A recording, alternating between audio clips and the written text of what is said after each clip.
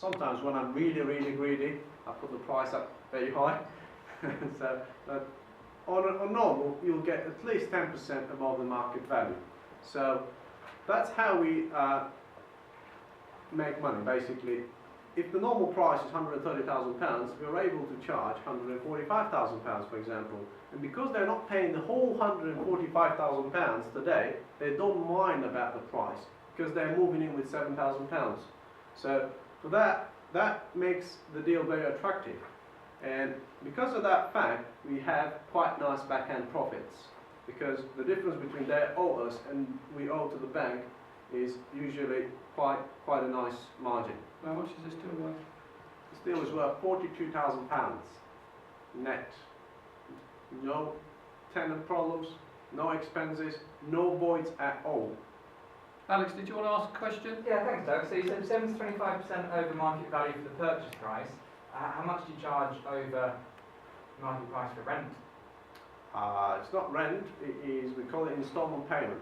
Right. It's usually 2 to 3%, sometimes 1%, sometimes 1.5%, depend on how the deal is, above what we are paying to our bank. If we are paying, if you have a standard variable mortgage to Santander of 4.74%, we usually charge 6.24 or 6.74, whatever we feel is right. In some areas you can charge more because it's very high demand for properties. In some areas you have to keep it low, so because they're slightly more difficult to sell. Alex, it's worth remembering that the buyer who's moving into the property actually is a buyer, because he exchanges contracts with the seller. So there's a legal conveyance takes place. So because they've exchanged contracts, they're duty bound to complete. They're not tenants, they're buyers, so therefore the buyer is responsible for all the payments. Is there a stamp duty implication? Because the exchange of contracts and they are buying the property, they will pay stamp duty, but they have a choice whether they would like to pay stamp duty on exchange of contracts or on completion. But that interpretation is down to the legal advisor who's advising them at the time. Some advisors may decide that it must be paid on exchange, and some advisors will advise that it can be paid on exchange or completion. So you just need the right legal advisor. We advise them to pay it on exchange because we want them as much committed as possible. So when they're committed, they're less likely to get out of the deal if they pay their stamp duty. Mesud, what's a lemon? Lemon is a property that is in negative equity or negative cash flow, or a property that makes you very little bit of money but is a lot of headache. So the negative cash flow could be because of you may have a very expensive service charge. I mean, we have a property in London that has a service charge of £240 a month, which is ridiculous. We have high maintenance bills. For example, the property hasn't been built properly and it has cracks or it needs regular maintenance. You also may have lettings fees and management fees on it. So if you have a lettings agent or a person who's managing your property, that also takes your profits away from you and you don't have any cash flow. You also could be a property where at the moment is cash flowing a little bit of money, but because your lender just increased their standard variable rate from 4.74 to 4.24 to 4.74, all of a sudden you're in £30 in negative cash flow. So that is a lemon.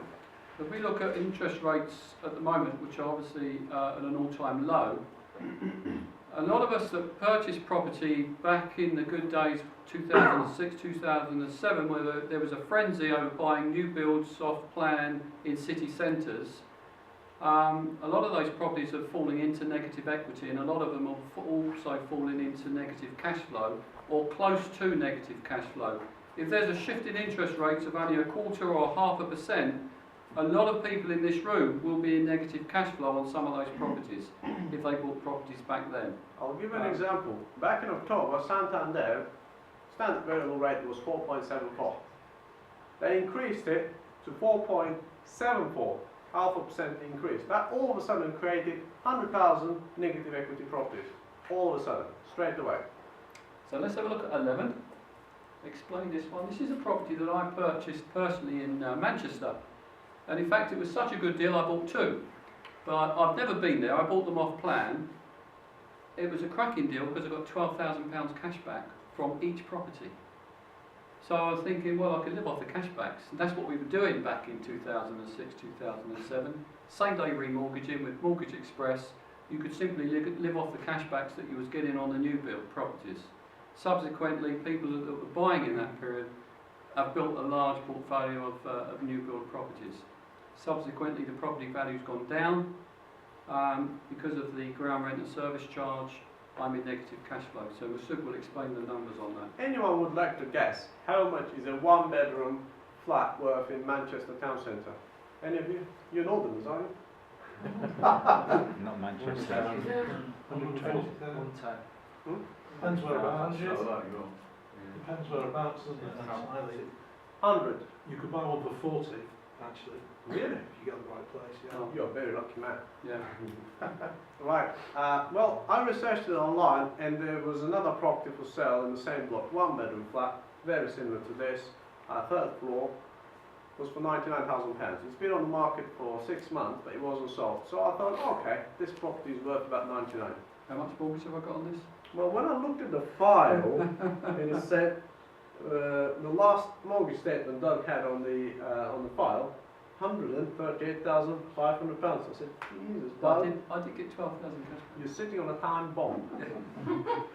So I said, and Doug told me, Mesud, you have to get rid of this, mate. I said, okay, Doug, well, I have to make it really, really attractive to a buyer, so we get rid of this. So I said, okay, look, we can't sell it for £100,000, that's not going to work, definitely, because you have to pay 40 grand to the bank. So the next best thing is obviously sell on an instalment contract. And I thought, okay, I'm going to put it for £143,000, about £5,000 more than what you owed on the mortgage. Then what I thought about is, okay, if the buyer moves with £5,000 deposit, how much the monthly payment is going to be? I figured out on our deal analyzer, £805. Right, let me go back on the rents. Okay, Doug has a mortgage of £138,500. That cost him £545 with NRAM every month. He was only getting £525 rent. That is basically losing £20. On top of that, he was paying service charge, ground rent, and maintenance fees on the block. That was costing him another £100. So he is £125 in negative cash flow any and every month. Oh, well, I did get £12,000 cash back. I spent that though. Right, okay. And that is without any letting fees, any voids, any maintenance charges or whatsoever. So he was losing money a lot, okay. So because we moved in a buyer now, the buyer pays £805. But because he's a buyer, not a tenant, he's paying the service charge and the ground rent as well. And we don't have voids anymore, okay. So now all of a sudden, a property that was in £125 gross negative cash flow, we turn it to £260 in positive cash flow. Okay? And we locked the buyer in for a minimum of 5 years. So we wanted to make a little bit of money out of this property, so we locked him in for 5 years. So we keep getting that £260 cash flow for at least 5-year period, so we can get rid of our negative equity. Because of the fact that he had a mortgage of £138,500, and we only sold at £5,000 above the market value, he won't have any back-end profit. Because some of the money we get from the cash flow, we use it to repay it down. So the back-end profit on this is zero. But we made £20,000 from a property that you would lost £40,000 otherwise, at least 40. Fantastic. Thank you. How many of those people in the room have got a lemon? There's at least one lemon in the room. Another lemon, Two. potentially. Who goes for that? Potentially. Hmm? Some people go for that, like buying something worth 99,000 for Well, free. you're buying something for £5,000 and you're moving in, and you pay a monthly instalment. It's a way into owning property. If you bought a house from a bank, how much more do you think you're going to pay over a 25 repayment period? £100,000 property, you bought it from a bank, over 25-year repayment period. Well, I'll tell you, you paid 3 times more. You end up paying £300,000 altogether. So, are you buying that property for £100,000 or are you buying that property for £300,000? We're going to crack on because we're limited on time. So, very quickly, we'll take some questions at the end, providing we can do this quickly enough. And I can stop Mesud speaking. There's quite a lot to get through here. Forget your words. So, this is a second example of a lemon. It's a simple one-bedroomed, ground floor, ex-council flat. And I purchased this property a few years ago with a value of 105,000, and I raised a mortgage of 76,000, and I paid about 74,000. So it was a no money down deal. I've ended up with a mortgage of 76,000, but I'm having problems letting it because it's got a noisy neighbour upstairs that has quite a large dog. He has no floorboards and he walks around in his boots all day. Subsequently, I keep losing my tenants because they can't put up with the noise with this guy upstairs. But it has got a very nice garden with a nice summer house. So I decided, rather than keep on cutting the grass, every time the tenant moves out, I had to go around and cut the grass, maintain the property, move another tenant in for 6 months, they'd move out, another tenant comes in. So I thought I'd sell it. So it's not a negative equity property, but it's a property that I'd much rather not own. So, Mesud, we found a Julian. We asked Julian for £5,000 deposit, and she came in with £25,000 deposit in order to keep the monthly payments down. So how much does she pay each month? £560. So we net cash flow £300 after I make my mortgage payment on my 76,000. So we're making £18,000 over a 5-year period. The reason why we're using 5 years here is because on average these people, these buyers, cash out between 3 and 5 years. We are expecting Julian to cash out within the 5-year period. So if she stays 5 years, I'll earn £18,000 in cash flow, plus the £25,000 she's already paid me, and then she will owe me some money when she cashes out, the difference between what I've sold the property for and the outstanding mortgage. Interestingly enough, the property value when she purchased it was about 100,000. She paid me 125,000, 25% more than the value. The reason being because she can move into a property with no mortgage with a small deposit and a small monthly payment. Back end profit, 18,000. How much is this deal worth? £61,000. Can you make £61,000 for an HMO over 5 years? Can you make £61,000 for a one-bedroom flat, ex-council?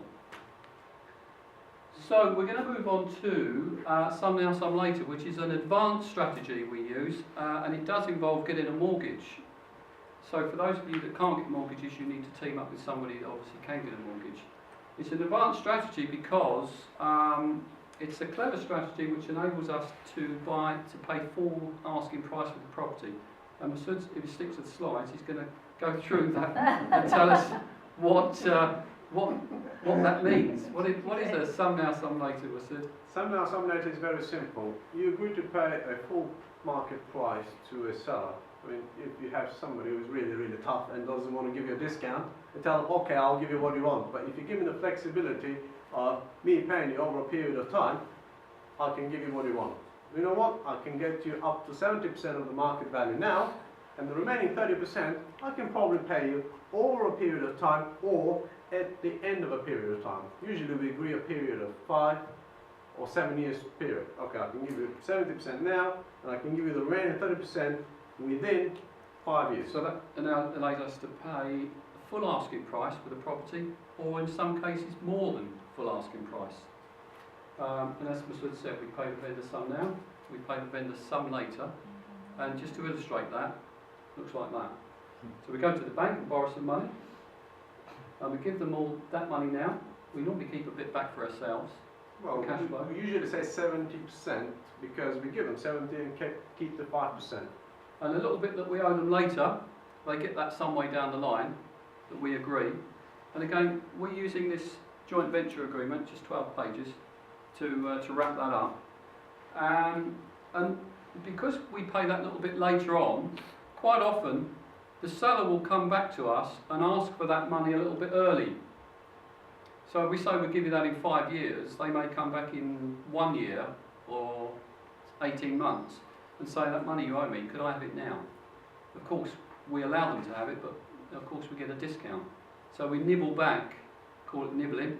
Anyone know about nibbling? It's a technique we use, but we nibble back that money so we get a discount on the property. So where we may have paid full asking price, we nibble back the full asking price by allowing us to pay the money later on. Anyway, there's an example here. Well, some now, some later, time equals discount. If you like to write this down, time equals discount. That's very powerful. So this is quite, I would say complicated, but there's quite a lot of in-depth knowledge here. So we purchased this property from a chap that just needed to get rid of it. There was no mortgage on the property. He wanted 120,000 for it. 125. 125. I agreed to pay him 115, providing I could pay him 100 now and 15 later. He was happy to take 100,000 now because he didn't have a mortgage, so he's walking away with 100,000 and getting rid of a smelly house. It did smell a bit. So we went off and got a mortgage on this house, and we got the house valued by the bank at £170,000. So £170,000. the mortgage advisor here will tell us if the value of a house is 170,000, we can borrow 127,500 at 75% loan to value on a buy-to-let. So if we borrow 127,500 and we pay him 100,000 now, we've got 27,500 left over. We could have Cash paid back. him the whole £115,000. But just for the sake of the game, we said, okay, we're going to give you 100 because that's what we promised you, and we'll give you the. We're looking to nibble back the 15. So we've got 27,500 cash back, and then we found a mechanic to move in there. Yes, we sold it on an instalment contract. That's where it gets really, really powerful. So we bought the property, nice, discounted. We didn't put any money in. We just borrowed some money on the mortgage, gave some of that to him, and then we put it on Rightmove straight away after we bought it. There's a 6 months rule, isn't it? If you sell it on a traditional deal, you can't sell it for 6 months. Okay? But if you sell on an installment contract, that is not valid anymore because you only exchange contracts and you haven't completed yet. So we decided, okay, rather than rent it, we're going to sell it on installment contracts, and we're going to sell it for £187,000. So we want £7,000 now as a deposit, and we're going to finance it £180,000 on installments over a 35-year period. So give us the numbers. the buyer came in and he wanted a 3-bedroom house, and he was living again in East London, which was quite expensive, and he loved the fact that he can have similar amount of monthly payments to his 2-bedroom flat in Forest Gate. So we charge him £1,050 a month. So after we pay our mortgage of £550, we have £500 net cash flow left. So we locked John for 7 years. So because we have a lengthy mortgage on it, we wanted to really make a lot of money from this property. So we said, John, if you cash out before we sell them, you're going to have a penalty, like a bank would charge you, a redemption penalty. So he can't get a mortgage and cash out within 7 years. So we're going to make £42,000. Recap the numbers. So we've got 27,500 cash back. So we haven't paid any money for the property yet. 7,000 deposit. We've got 42,000 cash flow over the first 7 years. And when he cashes out in 7 years' time, he will owe us another £24,000. So how much is this deal worth? £100,000. How many of you would like deals like that? We haven't paid any money for this property. We haven't got a tenant in the property. How much repairs have we done?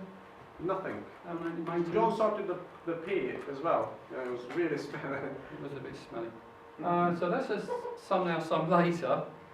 The JV contract, which allows us to do all of this, Joint venture contract is, it's basically 12 pages that we've put together